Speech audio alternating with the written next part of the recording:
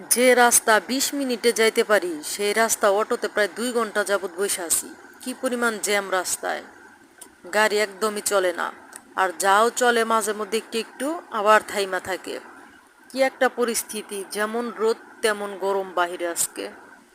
তারপরেও বাড়ি যাইতেছি, যাইতে হইব, কারণ সামনে ঈদ। কিন্তু রাস্তায় জ্যামের কারণে ড্রাইভার ভিতর দিয়ে একটা রাস্তা আছে, এই রাস্তা দিয়ে ঢুকছে, বলতেছে এখান দিয়ে জ্যাম নাই, জ্যাম হইব না, এখান দিয়ে গেলে তাড়াতাড়ি যেতে পারবো। কিন্তু দুই পাশ দিয়ে এত সুন্দর গাছপালা দিয়ে ভরা, সবুজে ভরা, ভালোই লাগতেছিল। কিন্তু লাভ কি, সামনে কিছু দূর যাওয়ার পরে মেন রোডে উঠমু, উঠার মানে যে কিছুক্ষণ আগেই দেখতেছে যে অন্য দিক দিয়ে বাস এসে ঢুকছে। বাসটা এমনভাবে ঢুকছে উল্টা দিক থেকে, সামনে জ্যাম লেগে গেছে। আবার অটো ঘুরিয়া সেই আগের রাস্তা দিয়ে যাইতেছে, পিছন দিকে ফিরে আসছে, আইসা পরে আবার অন্য দিক দিয়ে যাইতেছি। দুই পাশ দিয়ে এত গাছপালা। অটোতে আরো কিছু লোক ছিল, আমরা 3জন পিছে বসছি, আমার ছেলে, মেয়ে আর আমি।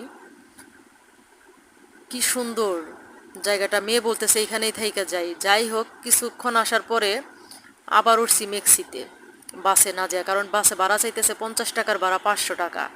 কিন্তু কপাল খারাপ, কিছু দূর আসার পরে মেক্সি চাকা ব্রাস্ট হয়ে গেছে। আর আমরা রাস্তায় দাঁড়িয়ে ভিডিও করতেছি। ছেলেরে বলতেছি এত গরম আর রোদ, তাহলে কিছু একটা খাও, ঠান্ডা খাও, ওই পাশে দোকান আছে, একটা রেস্টুরেন্ট আছে। কিন্তু ছেলে বলতেছে না, আর ও ভিডিওর সামনেই আসতে চায় না। ওর সাথে মজা করতেছি রাস্তায় দাঁড়িয়া, ওইদিকে তাকাইতেই চায় না ভিডিও করতেছি বইলা। আমার সাথে